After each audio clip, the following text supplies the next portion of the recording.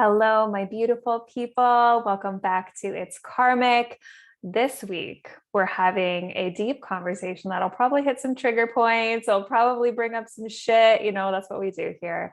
But I have a very special friend joining me today on the podcast, Vanessa Persephone. And let me just note that even the fact that Persephone is part of your name is just like so in alignment. Okay. I feel the same. Oh my gosh. And one day I need to look back at your chart and see where your Persephone asteroid is because I'm intrigued very much about that. But okay, guys, this soul, oh gosh, we've been connected for quite a while now. Yeah, a good few years. Yeah. I don't even know how, actually, I do know how we got connected. My husband followed your ex-boyfriend, the hockey player. Mm-hmm. And somehow he linked to you and was like, babe, I think you're really going to be into this girl. She's doing really cool shit. She's really into meditation and like mindfulness, and she seems really, really like up your alley. He's like, I think you should follow her. And I was like, okay. And that's literally how I found you on Instagram. The one thing my ex is good for. No, I'm kidding. He is to thank for my entire spiritual awakening, basically. So, the beauty is in the darkness. Like that whole concept is genuinely like that is the core of everything. But that's awesome. I love that. I feel like a lot of people find me through him, or it's amazing how the network of the world works. Right? Like so random. It's like through him watching hockey leads him to you and then he's like, you have to connect with her. So for everyone listening, tell us about yourself and then we'll get deeper into the conversation. But like, put yourself in a little box for me for a minute. I know it's the worst, but and tell us like who you are and what you're doing with your time right now. Yeah. I was listening to a podcast the other day and they asked about like, how do you love instead of like, what do you do? Where are you from? And I was like, I love that question. So I'll get more on an emotional level first.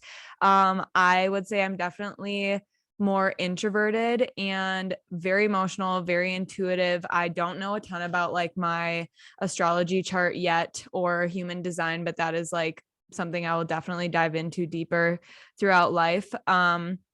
And I'm sure findings in there will link to why I feel called to be a healer, a light worker. For the last few years, have been sharing pretty openly my journey on social media. It's evolved a lot. And I'm at the point now where I'm sharing about my recovery journey. Most recently with substance abuse, my drug of choice was marijuana. And I've been speaking pretty openly about that and helping other women feel like they're not alone. I now guide women through I call it a virtual hangout because I feel like this in-between space of like, I don't necessarily feel ready to get sober. I don't know if I want to. And like, but wanting to heal yourself, like there's a lot of empty space in between that area. And I didn't know that I could receive so much support until I got sober. Like there was a bunch of meetings and there's just a community out there. And that's what I needed long before I made the decision or like came to the realization that I struggled with addiction. So that's what I'm trying to do for other women now is to realize like, you can still receive this connection and this sisterhood and this support. And it doesn't have to be AA or you don't have to be sober. Like I'm just trying to connect with like-minded women and help them feel less alone in struggles, whether it be with addiction to love, substance. Like I believe women or humans are addicted to something. Like I feel like we have a very addictive nature and I'm a firm believer that we all have our own addictions. It just manifests in different ways. So that's really what I preach about. I also have healed from an eating disorder. So I talk about body neutrality, body love, and really go against the grain of diet culture, fitness culture nowadays. And yeah, when I was dating my ex-boyfriend, I was just kind of like in the limelight. I was cheering professionally for the Vikings and just like following this perfect path. And I looked so happy and was skinny and fit and quote unquote successful and had the professional hockey boyfriend. And I realized like, I'm not happy. And through that heartache, like immense heartache, it was pretty chronic and long-term for a few years. It really shook me to my core. And I hopped onto this path of first I became a yoga instructor. I dropped out of college, took the yoga teacher training path, was managing for yoga studios. Then I decided to switch gears, study to be a health coach. And now I'm working for a corporate job as a health coach, and then doing my own podcast, that virtual hangout group, and then just posting on social media whenever I have some free headspace or time. So that's basically in a Cliff Note summary. I love it. I love it. I just love the journey of, because, and you've talked about this in your stories, like people for some reason don't associate the fact that you can even be addicted to marijuana or anything, right? Like it's just like it's drugs, it's alcohol. And people tend to forget that, like, yeah, marijuana can be a part of that. Even like psilocybin can be a part of that. Even just the things like I'm addicted to chocolate. It's a literal problem that I have to own, that like I can't not eat chocolate every day. Yeah. Like, and I know that seems so small, but when it comes to me being like, I really need to stop eating chocolate, like it's something I can't do. And I have to own that that's actually a thing. And so I think we forget that what you said there of we all have these little addictions and vices, and how they can actually like influence our ability to like be an open channel, to like receive guidance, to be present, to be like human. Mm-hmm. So I actually love that you touched on that, because I think as I've been watching your journey of sobriety, and you've mentioned how people are like, what do you mean you're sober? Like all you did was smoke marijuana. And you're like, yeah, but like that kept me like out of my body essentially. Yeah. Yeah. And I think the question is like, is there something in my life that has power over me to the point where I feel out of control? And it affected every area of my life. I was a completely different person that I'm still healing from. It's going to take a long time for my brain to fully repair. I was literally a shell of myself. I was just telling you before we hit record that I can handle so much on my plate now. It's amazing to me. Like I get burnt out way less easily. And I'm just like, I feel confident. I can trust myself. Like there was so many qualitative things internally that are way harder to measure when it comes to addiction, until you get the education about it. Then you're like, oh my God, duh. But like, it's hard to find until you're like either in an outpatient or you really seek out that information. And then that validation comes of like, I'm not crazy. I've actually been struggling with something, and it's on a spectrum too. So like, even though I was a high functioning addict, I would say mine was still pretty severe, like smoking multiple times every single day. And even someone who uses weed to go to bed every night, like that is still a crutch. And it's like, it's not good or bad. It's just, I think, a matter of self-reflection. And I think people who are less self-aware are more okay with these habits, and that's fine. But I'm someone who's self-aware and self-reflective to almost to a detriment. And so any pattern that I have, I'm super aware of, and I can't deny it like for very long. And even with love, or even with shopping or like consumerism, I feel like there's a couple areas of addiction that are so normalized, especially on social media or movie culture, and diving into like anxious attachment style and all that kind of stuff. Even things like that can become addiction. And consumerism is so normalized nowadays that it's like people who don't ask themselves, what would I do if I stopped buying things every single week? What would I do if I didn't have a package come to the house this week? What would I do if I actually stopped dating? Would I be okay? Can I even do that? And if you can't, it's like, there's a problem. Oh, yeah. But if you don't want to admit it's a problem, then like that, yeah. So that's kind of where I've come to terms with is I notice these things in people a lot. I feel like people who are really self-aware can also be aware of other people and their shit. And one lesson that's, if I would want anyone to take away anything from this session, is like the only thing that you're meant to reflect on or like grow through, heal with, is yourself. And like that energy, that work that you're putting on yourself or putting into yourself is going to radiate out to other people. You don't have to tell people or fix people or judge people, or like, it's okay to get irritated by the things that other people do and notice them, but that's ultimately a mirror for ourselves. And so I've had to learn, like, as much as I notice everyone else's shit, like that's ultimately pointing a finger back to me and my shit again. Right. And it's so true. And I like what you mentioned there about like the shopping thing, because I've thought this thought so many times, and maybe this is confirmation that it's time, where I'm like, I really would love to challenge myself for like 6 months to not buy anything that's not, essential, like food and gas and stuff like that. Like just, like for 6 months or a year, really challenge myself, like no Amazon packages, no online shopping. No, I'm not going to go to the store and just buy a dress because like it's pretty and I deserve it. Like, not because I don't deserve it, but just to see if I can. Right. And my thought that I've thought this so many times and I haven't done it comes back to you saying, like, well, can you? Or is it something you're addicted to that you don't even realize? Like that quick, I guess it would be a dopamine hit. Shopping's pretty dopamine related, right? Or like Instagram, right? Like how addicted we all are to Instagram or TikTok or whatever it is, that dopamine hit we get when we go on there and we like reach for our phones. We don't even know why we opened it up.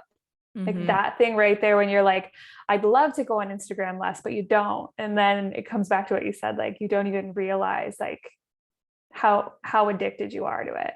Yeah. Yeah. I think there is a lack of, or I guess some level of ignorance, or denial. But then once you come to the full truth of it and you realize it's something that you can't deny or ignore or downplay anymore, the question is like, how do you close that gap between knowing and being aware of and then actually doing? Like, what's going to get you over to the other side of taking action on the thing that you want to do to embody or grow into or align with the best version of yourself? Like, how does that shift happen? And I feel like so many times people have asked me, how did I get sober? How have I changed my life this way? And I'm like, I literally don't even know what to tell people because there's no guidebook. I like to say this too. Like there's no Instagram carousel swipe or reel or like 5 tips, although those are really easy to digest and super helpful.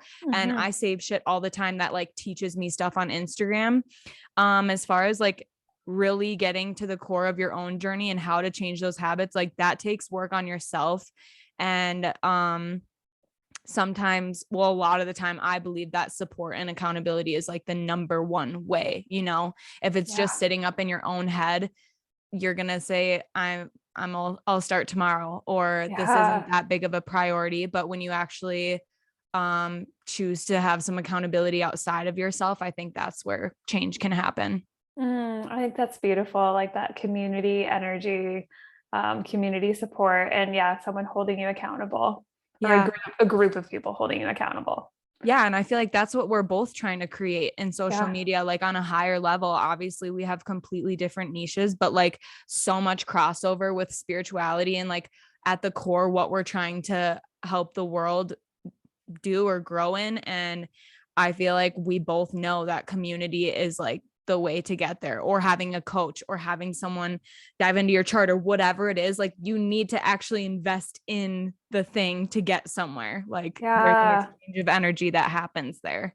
Totally. I mentioned this on my stories like yesterday. A dear friend of mine put up a post, I don't know, a couple of weeks ago where he basically was like, if you don't pay, you don't pay attention, or like, you know what I mean? Like, and it lives in my brain now where I'm just like, like if you don't invest into something, if you don't like put all your eggs in that basket, you're not going to give a fuck about it.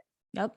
You're not going to, like, all those free trainings in your email, like you never do it. You never did it. But if you paid $500 for that training, $1,000, $5,000, $10,000, guaranteed you're doing that training. Oh yeah. Yeah. Cause there's some risk involved too. Like, it's that commitment. There's a level of risk. And I think, even more than just committing to money, like if there's some sort of, like cancellation policy or something, whatever it is that you commit to, like when I went to outpatient, I had to get drug tested every single week. Like that's really the only way that I could get sober for those first 60, 90, like those first few months, I could not have done it by myself. There was something that switched in my brain when I knew that someone else was looking at my levels and I knew that they were going to be able to tell. And then I have a group of women that I meet with 3 times a week. And it's just like, once you start to surround yourself with people who maybe they're not even relying on you, but you just feel like you're a part of something bigger. Yeah. I think there's multiple levels to that, commitment and accountability on top of just like money. Cause I mean, people who are financially more abundant could just throw money and still it sits in your inbox. So it's like, okay, what's the actual threat here? Like you're not going to get access to all of the course if you don't get through the next module or whatever it is, you know? Yeah. You need that threat a little bit, or like, we need something to like drive us forward. Yeah. Okay. I love this. I love how the conversation just takes on a life of its own. It's my absolute favorite. Okay. So the first, I just want to note for anyone listening that's like got the astrology brain going on, is like everything we're talking about right now is very Piscean. I'm going to have to look at your chart again one day and see where like, because we can do a follow-up chart reading. We have to, because I remember your sun is Cancer. Yeah. And your moon Cancer. I remember, you were a new moon baby. Okay. I remember we talked about this. And then what was your rising? Taurus. Okay. We're gonna have to look and see where is this Pisces coming through, or do you have some 12th house stuff, or like, what is this? Because like the the addiction stuff, the escapism stuff, that's so Piscean, and that it's coming up right now with all the friggin' energy in Pisces right now is like not shocking. But we're shifting into more conscious states, the higher Pisces. So I love this. But the real reason, as we like detour into the next level of this conversation, and I'm sure it'll all link back because it always does, was that you were posting about sexual shame. And I love your stories too, because they're very much around like body shame and sexual shame, and even shame around like, being sober, or the opposite of being sober. Like it's very much around like fuck shame. Yep. Right. And so you're posting about sexual shame. And I was like, yeah, we got to talk about this, because in my work, like I've been very called to go into that sexuality place, that very Lilith energy. And then you were talking about it and I was like, yeah, like, cause I've lived there, So tell me a little bit about what has been coming up that kind of provoked this conversation for you around sexual shame.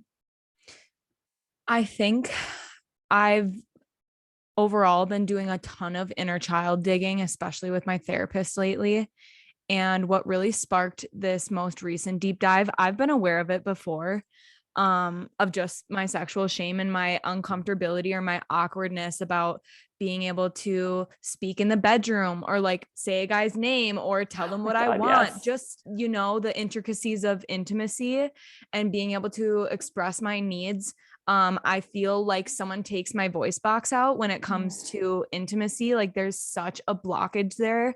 And I've felt a blockage in my throat chakra on many levels. And I feel like I've broken through that by like speaking out on Instagram and like starting my podcast. And there's just different levels. And now like this next level is being open and comfortable about my sexuality, not just like to the vast like population of whoever's watching my shit, but like when I'm in conversation with specifically intimate partners that I'm going to be sexual with, behind closed doors, when no one's liking or commenting back or appraising me for having the conversation. It's like me holding myself accountable to expressing my needs, holding boundaries, like that kind of stuff. So, what really sparked all of this awareness again, or what made me want to work on it, is I had a dream come up and I didn't even remember that it happened a few weeks ago until I got into a therapy session. I was really anxious that day and she's like, let's do a meditation.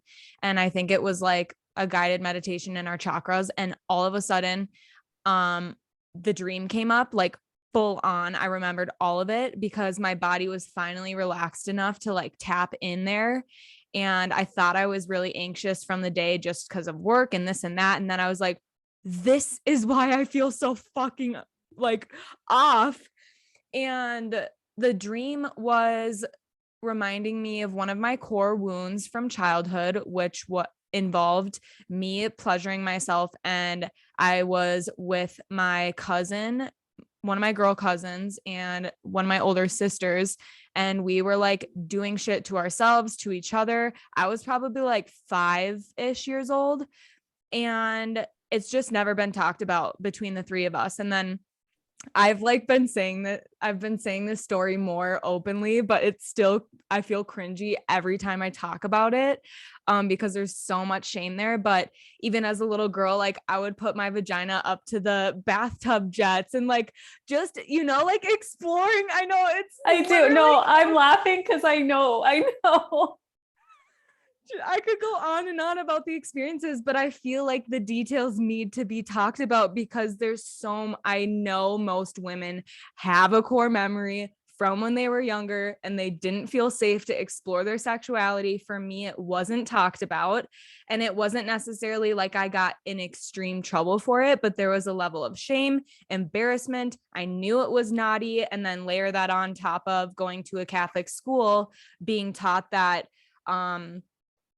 I don't know if they really talked about pleasuring yourself, but when we got to the age of talking about sex, they basically said when we lose our virginity, we become a present that's like already opened. So the next person, or like our long-term partner, who we end up with, is going to receive a gift that's like has crinkled wrapping paper, like is already opened. So basically saying we're damaged if we aren't a virgin. And so there's multiple levels of the shame, but I think where I hit my rock bottom, and this kind of ties in with my addiction too, is I was blacking out and having sex with guys the first night, one night stands, then in getting ghosted. And that shame cycle was debilitating. I couldn't practice holding boundaries or expressing my needs because number one, I was so blacked out, I didn't even know what I was doing.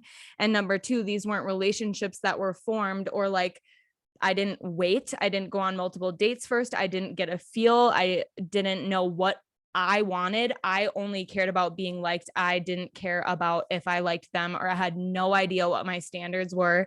And so I think the core of all of this shame is like a level of insecurity and uncertainty and fear of expressing my truth because I don't want to be rejected, or I don't want to feel abandoned. And I'm realizing that, like, with the inner child work, I've abandoned myself. Like, obviously there's a level of emotional immaturity and neglect from my parents, but like ultimately at the end of the day, it's me abandoning my inner child. And how do I embody the inner child that can speak my needs? And then how can I embody the parent that's like validating and giving security to back to myself? So that's like really what's been on top of mind for me lately. Oh my gosh. Thank you for your vulnerability. Let's just start with that. B, I relate so deeply to almost everything you said. The childhood stuff, I haven't been too open about. I've been, not ready to fully like own what happened to me in my childhood from a female cousin that, violated me. And it's really the reason I haven't opened that can of worms is because I don't want to open it with my family, because I don't actually want to hurt them. But it's like so relatable that it's like, oh, that hits so home so deeply. And then that layers into, all the things that us as girls, we do. And this stuff is fine. It's like, we all did it with our friends. Like we were all doing these things with our friends. And the amount of the guys I've talked to about it that are shocked about this, it's like, I'm like, really? Because like every girl I've ever talked to was doing that kind of stuff with their friends. We were all grabbing the massage, those little back massages. Anything we could find, teddy bears, like anything.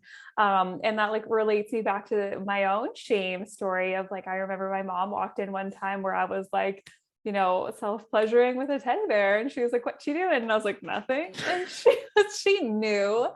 And like so much of that, I can feel it again, like the sensation that happened in that moment, right, of getting caught when I was like, I think I was like 6 or 7.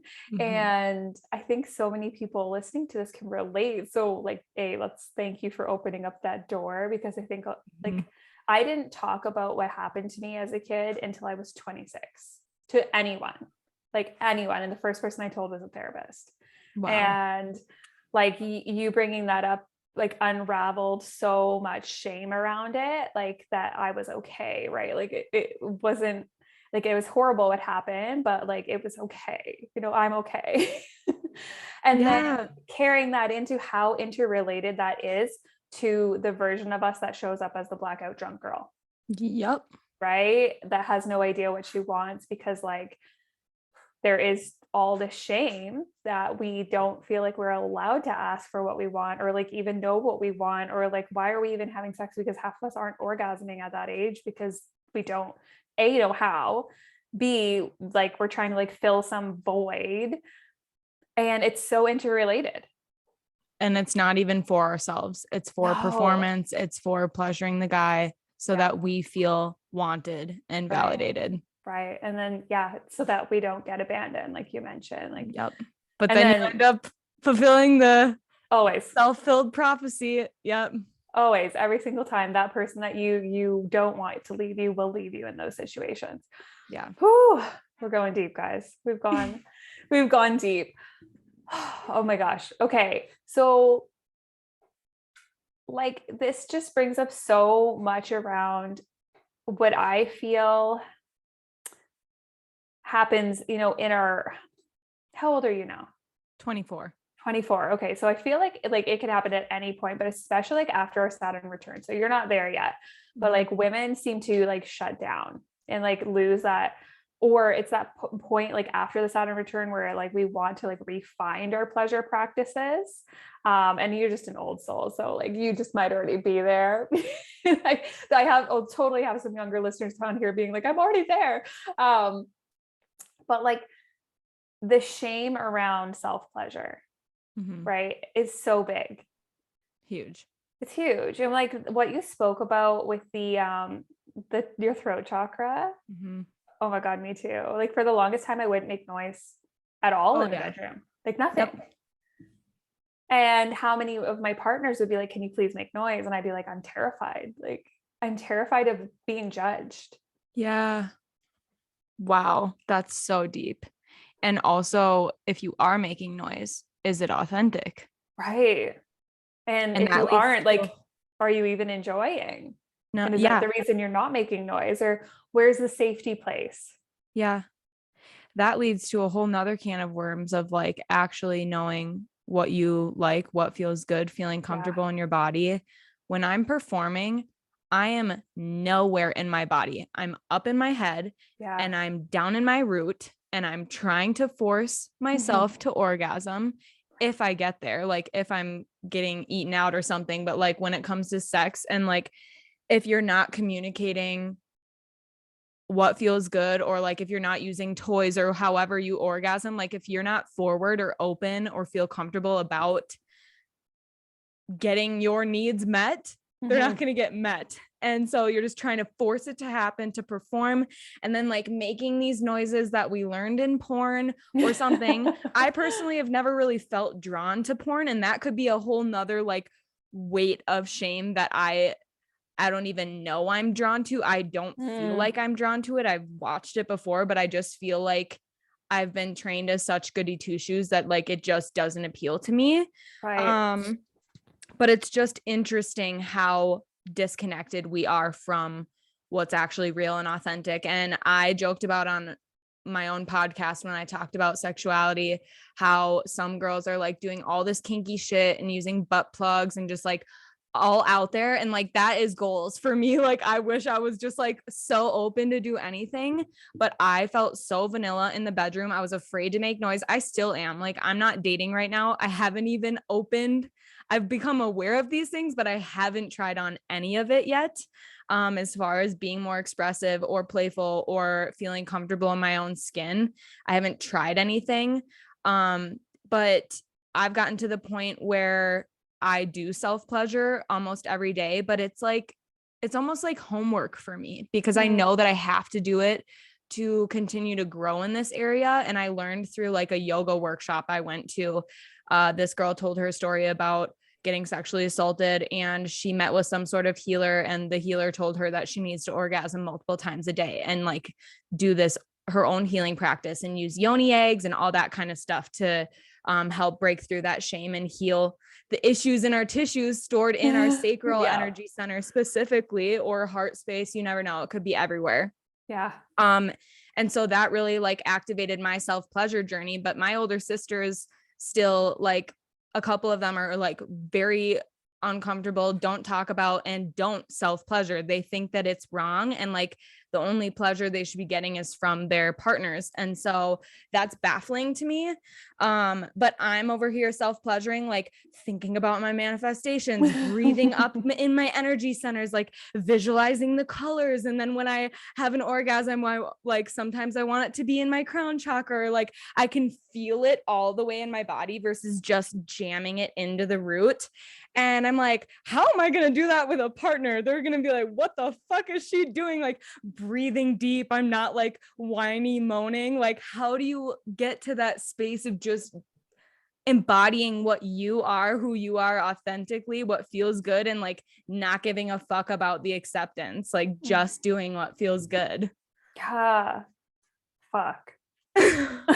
Like everything you ever fully get like, there, I don't know. Fuck. And it's interesting too, because like the journey I've been on is so interrelated to like everything you've said of, you know, finding my voice in the bedroom, which I'm still working on. You know, I still feel super awkward when I say my husband's name, like I'm like Josh, and I'm like, oh, that's so weird in my mouth, right? Like, and like, you know, he or my other partners will say my name, and I'll be like, oh, that was like, you said my name, like, what is this? But like, and it's interesting too, because I have another male partner who like will say things that like his verbiage is actually what gets me there. Like he'll say things and I'll be like, that's the thing, like just keep talking to me. But and then he's like, talk, and I'm like, no, like I can't do it. But like that journey has been so huge for me, the self-pleasure journey, because like I stopped for so long. I stopped self-pleasuring myself, and my husband, like God bless his soul, like he'll buy me all the toys, he'll buy me everything. He'll be like, go self-pleasure, go self-pleasure, go self-pleasure. And the more and more I do it, the more I heal. The yoni eggs. I have an obsidian wand as well. And all those things, like since working with them, that's where like the explosion of healing, of magnetism, like that's when my business started to blow up, was like me working with these tools. Right. And it's mind blowing. Yes. Oh my gosh. You got the one with the ball on the rose quartz. The rose quartz dildo. Okay. So almost went for rose quartz, went for the black obsidian, because I was like, I got so much shadow work to do down here. Like, and I named her Lilith, no surprise. And it's just wild doing this work, because we're literally releasing like so much trauma from that place. And in that, like, I feel like I personally am finding like my true self more and more every day. How have you felt safe to do this work? Because I feel like a lot of listeners out here might be in the thought process, or this might all be new for them, and they're probably like, how the fuck do I even start? Right. And I think a lot of these emotions, like and this goes back to addiction, why we numb with weed, sex, alcohol, love, shopping, is because these feelings of shame are so heavy and overwhelming. And then like once you move up a little bit on the vibration scale, like shame is literally at vibration 0. That's why it's the heaviest emotion. It's the most dense. It's literally doesn't move in our body. But then when we get into like fear or sadness, like there's a little bit more movement there, but either way, it all kind of connects together. And when we allow ourselves to open that portal, it feels like I'm going to die. Like, I feel like we were never held the space to process and a tantrum or a sadness episode, or go through the feelings of heartbreak or whatever we went through from childhood all the way till now. Like it started in childhood and not knowing how to have safe space held for our emotions. But because we never got to fully process and they got stored and jammed in our tissues, we learned that like we thought that if the sadness came up, we have to shove it down, because we didn't understand that it eventually ends. It's like this bell curve of emotion. It comes and it ramps up and it feels like I'm going to die for a little bit if I feel grief, sadness, anger, whatever it is. And then it eventually goes away. Or if you have a really big crying episode, it's eventually you're going to cry yourself out. Yeah. But we don't even feel safe enough to get into this work because it's so fucking scary. Why are feelings so scary? Why are they? And that's great. I've actually been thinking a lot about like people talking about millennials lately and how millennials are the generation, like I saw a TikTok like, I don't know, earlier today, that was basically like millennials are the parentless generation. And I'm like, that's not true. A. And B, like, I feel like everyone's always like, oh, it's because of this and this and this with millennials. Like, that's why millennials feel like they never had space to like talk about their emotions. You know, our parents were very much like just shut it down. But I think that's because of like the Scorpio Pluto energy, right? Like that is sexual trauma, that is power struggles, that is like unsafe emotions, right? And is your Pluto in, is your Pluto in Sagittarius? I don't know. Probably is. We'll look another time. But what year were you born? 1997. 97. Okay, so you'd be a Sag for sure. But it's just so interesting because it's like we think that our emotions weren't supported by our parents, and maybe they weren't, but it's also like our emotions weren't supported by ourselves, right? And then it's like asking these questions around safety. It's like, it's so interesting because the more I just lean into my authentic, raw, very Lilith-like side that I know is there, you know, like we all have this. Like, if you're listening to this podcast right now, I know you have that innate wild woman in you just being like, let me out, motherfucker. Like, and when we lean into that, that's what I find when I lean into her, when I lean into freedom, when I lean into liberation, when I lean into my astrology, like I make space to just decide I'm safe. I don't know if that sounds weird, where I'm just like, I am creating my safe space because like I didn't have it, right? Like I never had that safe space as a kid. So it's like, I have to take that control and be like, oh, the relationships I allow myself to be in, the people I allow into my life, the love I allow into my life, all of it has to be in alignment with what I feel is safe. And if it's not, it's got to go. I think that's one of my biggest lessons of my 20s was like, if you don't make me feel safe, get the fuck out of here. Yes. Right? Yes. It is so much of that decision process in yourself, the narrative. Like, I feel like you have to dive into the shadow work first, which is what I'm doing right now, getting to understand what happened within me, what happened with mom and dad. Like, that's so important to know, because you can't just slap an affirmation over it and be like, I'm safe, I'm loved. I've been trying for so fucking long to like yoga and mantra my way to healing, but like it wasn't until I actually did the dirty work of going to the places that are hiding deep down that I don't want to see the light of day. Gotta go there. And then you can rewrite your narrative, rewrite your story, and decide, I'm fucking safe. And like, I can tell you definitely have some recovering people pleaser energy as far as like not wanting to share your sexual trauma story to save your family from hard emotions. Like, I can totally get that. Yeah. I am a recovering people pleaser myself, but I feel like I've just decided that the pain of hurting myself is greater than the pain and the fear of affecting someone else's emotions. Like, I don't want to carry that shit anymore. And when I make other people feel a certain way, like obviously I need to be conscious of my presentation and how I express things. Like, there is some level of awareness and like compassion, or I guess just consideration, that you can give to other people when you express your stories. You don't have to like let out the whole can of worms, but like being able to know that other people's emotions aren't really ours at the end of the day, and like whatever boundaries we need to set, it is so empowering. From being able to say, I don't want to go to that hangout, I don't want to do this, to in the bedroom, I don't want to do this yet, I'm not ready, I'm comfortable. And then you can say, I'm comfortable with these things too. But I feel like it starts with the small areas of our lives, of like the friend hangout, setting boundaries with mom and dad, like just going against the grain in different ways. And then that builds, like that habit becomes a natural reflex. And then we can set boundaries for these bigger like areas of life. And going back to like the inner child stuff again, and making that decision to change your narrative and your story after you do kind of that deep dive work. I was just talking about this with a group of sober friends that we meet with every week. And my friend shared with me a few statements of like wounded inner child statements or core beliefs that we have. And the one for unsafe is, I believe that the world is unsafe and I am unsafe. And the medicine statement for that would be me speaking to my inner child. I'm guarding your safety and want you to feel safe.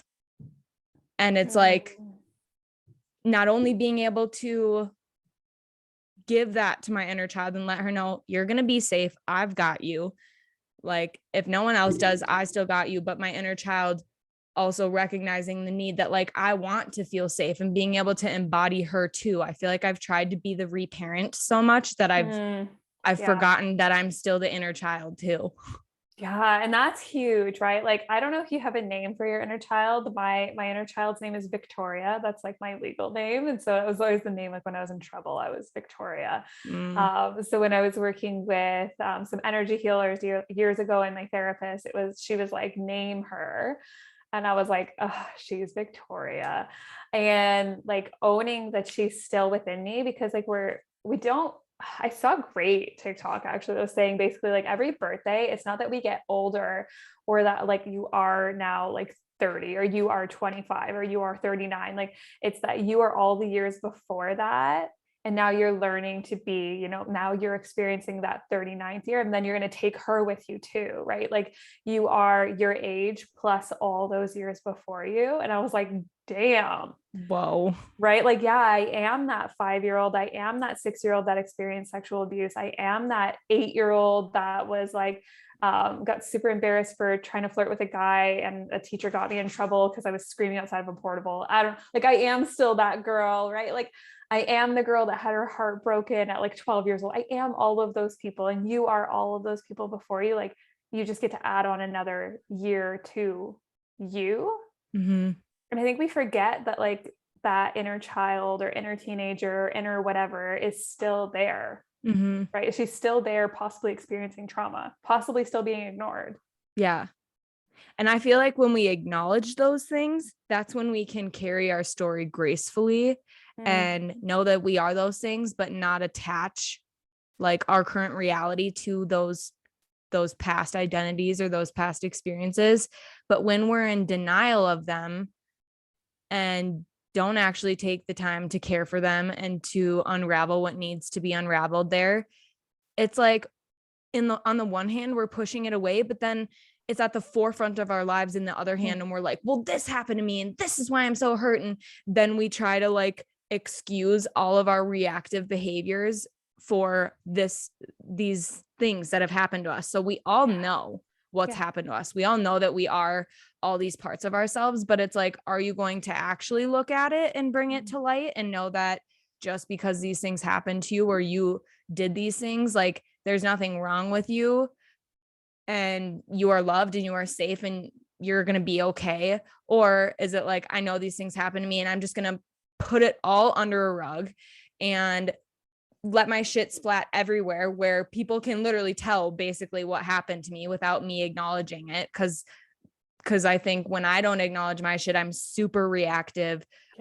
Really, like, it depends how it comes out. Some people might be really shut off and emotionally numb, or on the other end of like explosive. And so I think when you actually do the work, quote unquote, I think we're all doing the work to some degree, but when you actually consciously take charge of it, you can carry it with grace, and you have this energy that people have what you want, and you end up being a leader and a guide and radiating light that people want to be around. Yeah. Like amen to that, because I see that in my own journey a lot, like the person I am now in comparison to the person I was 10 years ago, like her reactivity, her anger. And don't get me wrong, I still have my little explosions. That's my signature. I got a stellium in Leo. I get dramatic as fuck, but it burns quick. Like it's quick and hot. And then I'm like, I'm so sorry for her.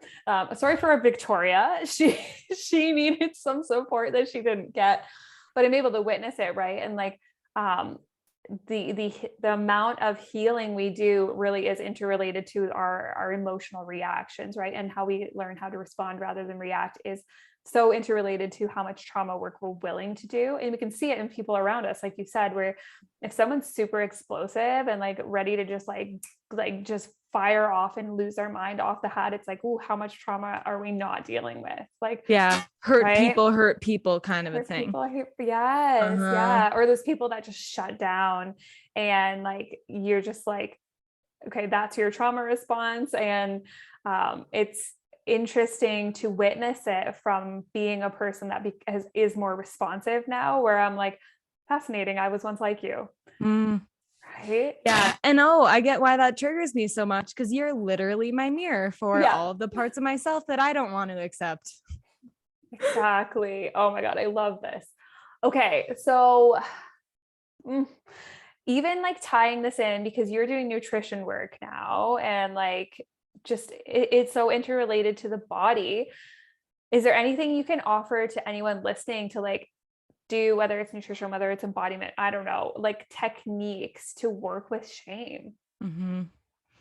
I am like the biggest advocate of therapy. I think going on a journey with someone else, or a coach, or someone that you trust and feel drawn to. I think therapy is like at times the most widely accessible, depending on insurance. But like, I would not be who I am, where I am, without my therapist, without the recovery programs I did. I did eating disorder therapy first, then I did, or outpatient treatment, then I did substance abuse outpatient treatment. I think that was the foundation for me. Again, it's on a spectrum, so you might not be there where like you need that help, but you still want to have some level of support outside of yourself to get something moving. You're never going to move if you don't have anyone around you to support you. And like Vika and I are here a DM away always. Like, I have been so proud of people who have the courage to reach out and they're like, hey, it's so weird that I'm messaging you, but like, I just wanted to say, and like, they'll share why they related to my story, my podcast, my whatever it is, and share a little bit about theirs. And I'm like, this is your first step. You have no idea what's going to happen or unfold after this, who you're going to meet, what you end up taking action on, because you took the hardest step of opening up for the first time. I like, when people ask me what my purpose is on this planet, I say that it's bringing the darkness and the shame into the light, and like turning your pain into your purpose. And so however you can bring your shame into the light, I think telling someone, and like I said, getting that accountability, is one of the most crucial steps. But it's also, that embodiment work. I have so many different tools that I feel like I offer more than I actually practice. I am so quick to like share all the things, but then I'm like, when I'm anxious or in my shit, I don't know what to do.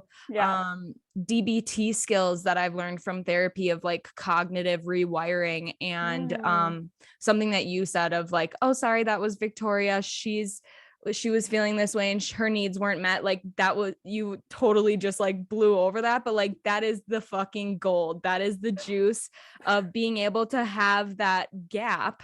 And that's why we meditate. That's why we yoga. That's why we do all these forms of movement, to get energy out of the body and to tap into our body, like get energy out so we can tap in, kind of a thing, so that we can actually have the space in between our reactivities to have that moment of recognition of, oh, my inner child is feeling that way. She didn't have this need being met. That takes a level of consciousness and work that like does not happen overnight. There were years where I was just practicing yoga to like get a workout in and feel good.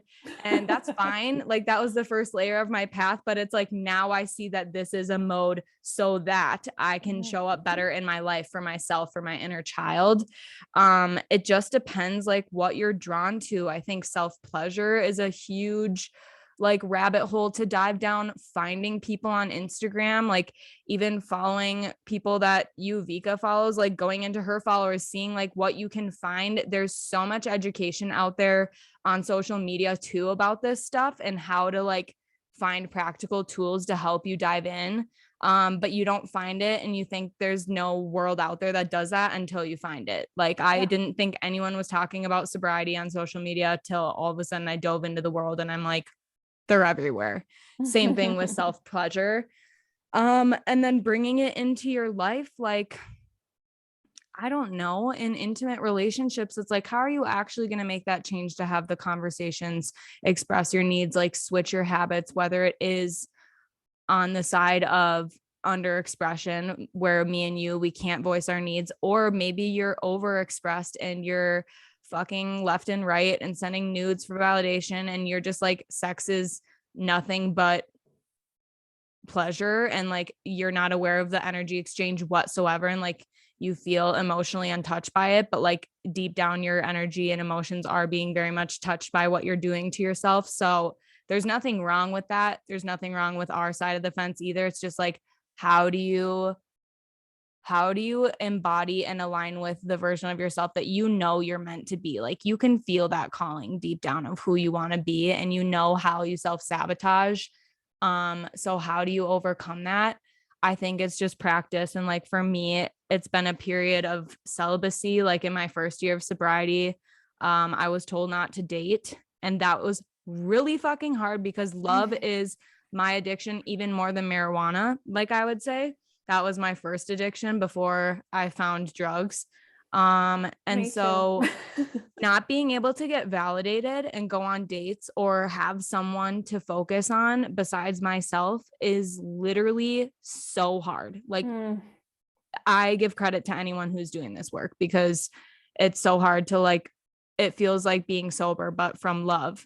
And the interesting thing is with drugs, like, it depends on your view of sobriety and recovery. But for me, I hope to be abstinent from all the things. I just know I have such an addictive personality that even if I dabbled with psilocybin or whatever, it would probably bring me back down a scary path.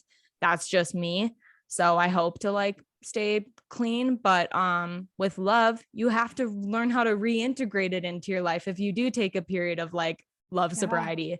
Or with eating disorder recovery, it's, and like body dysmorphia, healing, all that stuff, it's like you have to learn how to have a relationship with food. You can't just like cut out food and be like, I'm good. So all these different ways of healing, which I think the core of a lot of them are shame and abandonment. It takes a lot of different forms and a lot of different tools that are needed. But I think at the end of the day, embodiment work of getting into your body, shifting your state, getting out of that story, like letting the feelings come up as they need to, but not prolonging them, and like getting it the fuck out of your body and like choosing to shift is really important. I love I hope everyone's taking notes because it's so good. I just want to take all of that and be like, yes, umbrella of all of these things. It's so hard. There's no, like, I never have a clear, easy answer. No, and there isn't one, right? Because we're so multidimensional, and because like we'll shift and heal one thing and then something else will come up in the same vein and we're like, oh, now I'm here.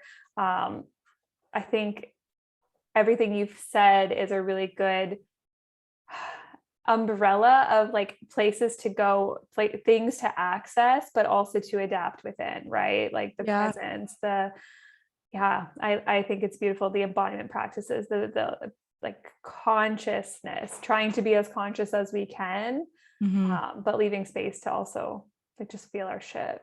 Yeah. And I think like a hard lesson that I've had to learn is no one can tell me what to do next. I've always wanted a leader, a healer, someone to tell me this is what you need to do. But it's like, the reality is you get washes of information just like you did from listening to this podcast episode. And then you have to go within yourself and do that hard work of asking, what do I need? And sometimes you don't know right away. The connecting to our intuition is a journey of itself, to know where to start, what to do.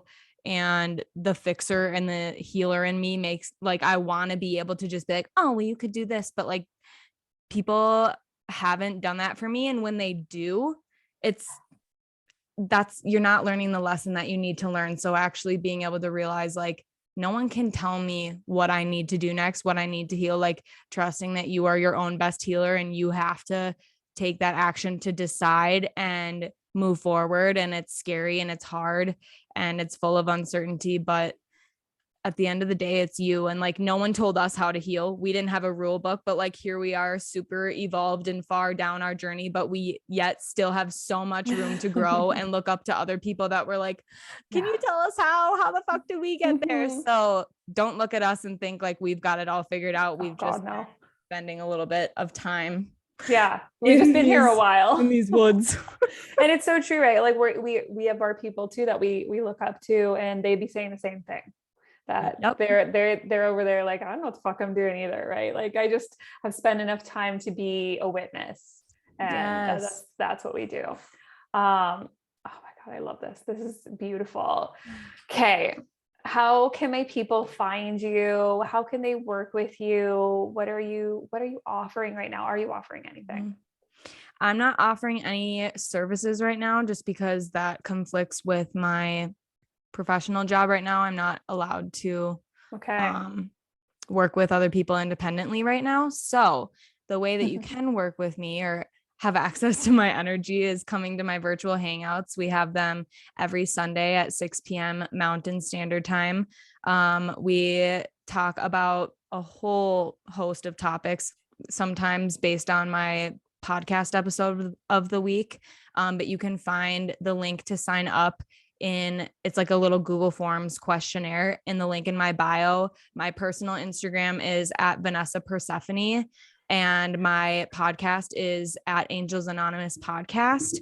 But yeah, I mean, access to my energy is free right now. It could change in the future, but I'm just focusing on health coaching on a corporate professional level right now, and maybe we'll expand independently in the future. But yeah, that's where you can find me. Still beautiful. Yeah, go hang out with her, guys. If you need support on like all these things we've talked about today, what a beautiful offering and place to be. And a great reminder that we do need support, and we can't do this alone. We just can't do it alone. We can't. Nope. Oh my gosh. Thank you for your vulnerability and like your willingness to go to places that, most people aren't. I appreciate it. Absolutely. That's what I'm here for. Yes, I love it. So much Cancer came through here. So much of your Cancer energy came through. So I think that's so beautiful. So for everyone listening, go find her, absorb her magic. She offers quite a lot of, God, you put so much beautiful, like just love into your Instagram. And I don't know if you do it intentionally, but just like so much of your heart comes across. So anyone listening, just go follow Vanessa. Thank you. Thank you for being here today. It was such a pleasure having you. Yeah, thanks for having me.